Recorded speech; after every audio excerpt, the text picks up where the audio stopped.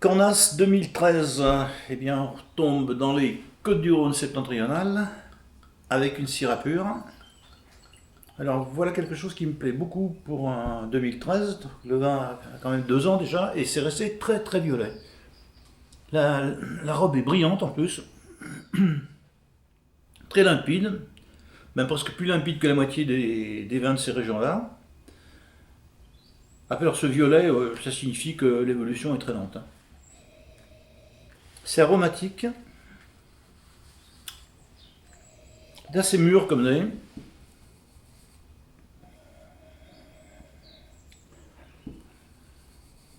Des petites touches de terroir derrière. Je ne sais pas si ce vin est passé dans des barriques, mais enfin, si c'est le cas, ça doit être des barriques très anciennes parce que c'est pas du tout marqué par le bois. Je sens une légère patine et j'ai du mal à savoir si elle est due aux caractéristiques du millésime ou due à un élevage. Est-ce qu'on aurait une étiquette qui serait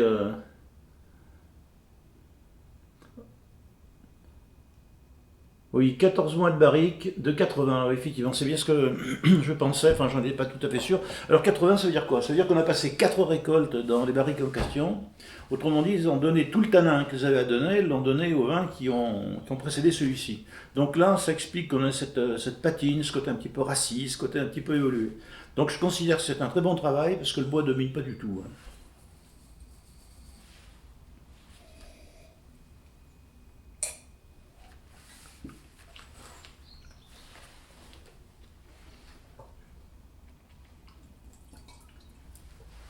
Le côté sauvage de la Syrah qui apparaît bien, des tanins qui sont patinés, des tanins qui sont présents, mais arrondis, très très très légèrement asséchants. Et ça, c'est dû à deux choses. C'est dû au millésime 2013 qui a souvent des finales comme ceci, et c'est dû au passage dans des barriques qui ont connu déjà plus de 4 récoltes.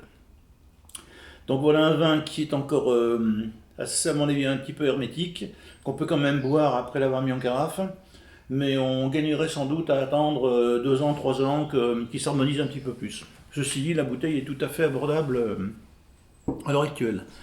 C'est rustique, donc viande de caractère, du canard, de l'agneau, de la poule faisane, du marcassin, du sanglier carrément, hein, toute autre sorte de gibier serait bienvenue dessus.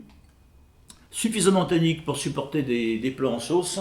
Donc on pourrait y aller pour des ragoûts, pour des gardiennes de taureau par exemple, des bœufs bourguignons. Rien ne nous empêche de faire un bourguignon avec un cornas, non déplaise aux bourguignons. On peut faire une éventail très large aussi. Alors pour les fromages, on partirait dans des fromages à croûte lavée, hein, c'est costaud, ça peut supporter du Livaro par exemple, des fromages de caractère.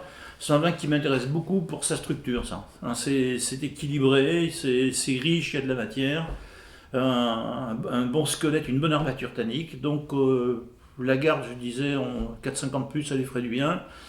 Mais pourquoi pas, grand verre ou un petit coup de carafe pour le boire tout de suite.